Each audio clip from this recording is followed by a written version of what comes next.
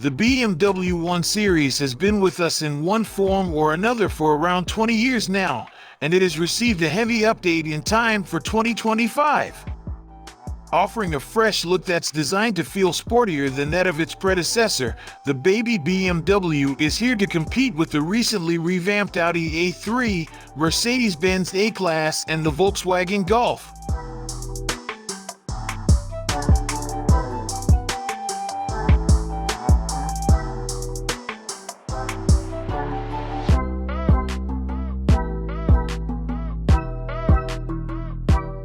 As is the modern way, the 1 Series cabin has been cleaned up a bit, with BMW describing it as calmer than before.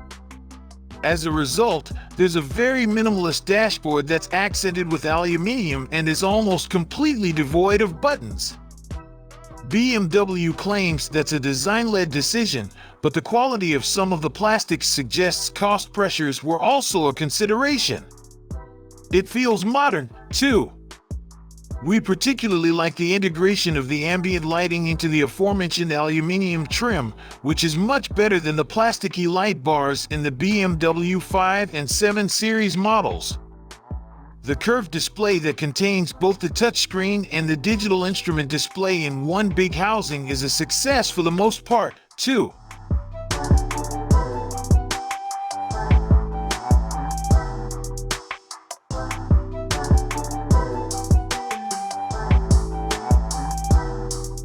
The 2025 model earns dual screens running BMW's latest iDrive 9 infotainment system.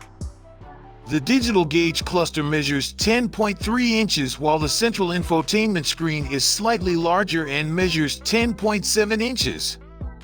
The screens both look great, and the menus are logically laid out, while the digital instrument display comes with lots of useful configuration options so you can arrange it the way you like it. The optional head-up display is also very clever, and its layout changes depending on which driving mode you're in. The cabin itself feels very sporty, with a chunky steering wheel and supportive seats. You can option your BMW with a leather-free interior and go for new econeer upholstery made from recycled polyethylene terephthalate. This is a 5-seater, of course, but it's more suited to carrying 4 average adults and a 5th if the need arises for a short trip. BMW has redesigned the seats entirely, and we felt them to be more supportive and enjoyable to sit in for long distances drives. We found head and legroom in both rows plentiful for a car this size, but things get tight if the middle seat is also in use.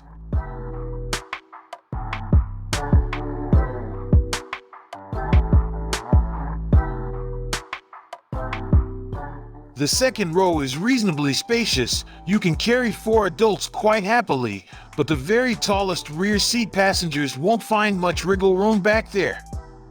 Even in M Sport form, as tested here with sporty seats, the 120 comes with 3 Isofix child seat mounting points, allowing you to fit 1 child seat in each of the 2 outermost rear seats, and another in the front passenger seat. While it's only a major consideration for those with children of a certain age, it does help to put the 1 Series ahead of some rivals that don't offer such flexibility. Parents of small kids may find the boot a little small though. The cabin is reasonably spacious as well, although it doesn't really impress compared with other family hatchbacks.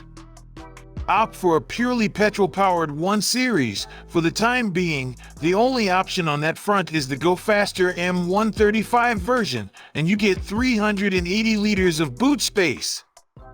But with the mild hybrid system in the 120, there's only 300 liters of official luggage capacity and a pitifully small underfloor storage area.